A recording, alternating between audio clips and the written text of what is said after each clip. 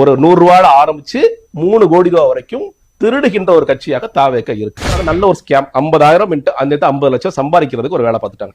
எல்லாரும் போறவரங்களா மக்கள்லாம் வந்து வாங்குறாங்க. எனக்கு புரியல, மக்கள் வந்து தேர்தலில் நிக்க போறாங்களா இப்போ? இது விருப்பம்ங்கிறது யாருக்கானதுங்க? யாரெல்லாம் எம்எல்ஏ ஆகணும்னு ஆசைப்படுறோமோ, ஏன்னா எம்எல்ஏ ஆகணும்னு ஆசை இருக்குன்னா நான் போய் வாங்குறேன். நான் சும்மா வாட்டர் கேன் போட வந்து சார் 100 ரூபாய் ஃபார்ம் கொடுக்குறீங்களா? அதுதான் இது நடந்தது. ஏன் 100 ரூபாய்க்கு எங்க தலைவருக்கு ஃபார்ம் கொடுக்குறாருப்பா? இப்ப 10,000 கட்டு அப்படி சொல்றீங்க. இதுல பெரிய ஃபில்ட்ரேஷன் நடக்கும். அதையும் தாண்டி சில பேர் வந்து சேருவாங்க. வந்து அதுலயும் கிளீனா ஒண்ணு பண்ணாங்க. 2 நாளா ஒரு சோர்சஸ் என்னங்க சோர்சஸ் சொல்லுது? விஜயே நேர்காணல் பண்ண போறாராம். அப்ப நீங்க 10,000 கட்டிட்டு போனீங்கன்னா விஜயே உங்களை கூப்பிட்டு நேர்காணல் பண்ணுவாரு. சோ அதுக்காக தான் இத்தனை கூட்டங்கள் போய் வாங்குனது. சரி, விஜய் எத்தனை பேர் நேர்காணல் பண்ணுவாரு? சரி, நீங்க நேத்து 50,000 இன்னைக்கு நீ டவுன்லோட் பண்றீங்க. ஒரு 1 லட்சம் பேர் 10,000 கட்டிடணும் வச்சுக்கோங்க. 1 லட்சம் பேர் 10,000 கட்டிட்டாங்க. 100 கோடி ஆச்சு. இந்த 1 லட்சம் பேரும் இந்த 1 லட்சம் பேரையும் விஜய் என்னைக்கு நேர்காணல் பண்ணி முடிப்பாரு? 2036 தேர்தலுக்குள்ள முடிச்சிருவாரா?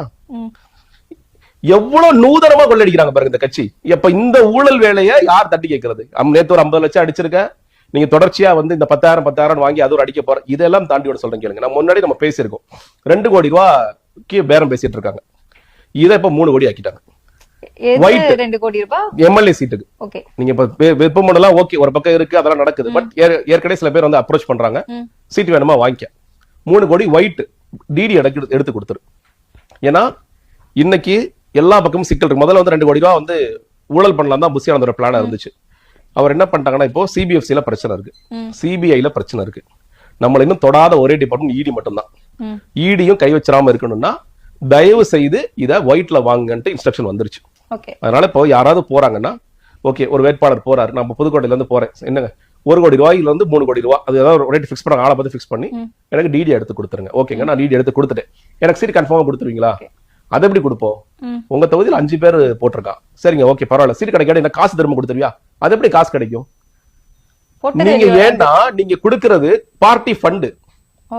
வாங்குற பேர் என்ன வேறுன்னு கேட்டீங்கன்னா, எலெக்ஷனுக்கு எம்எல்ஏ கேண்டிடேட்டா நீ ஆகணும் தான் நீ காசு கொடுன்னு சொல்லி கேட்டுட்டு அத பார்ட்டி ஃபண்ட்ல சேர்க்கறாங்க. நான் டொனேஷன் தான் கொடுக்க கூடாது, அதனால பார்ட்டி ஃபண்ட்ல கொடுத்துட்டாங்க.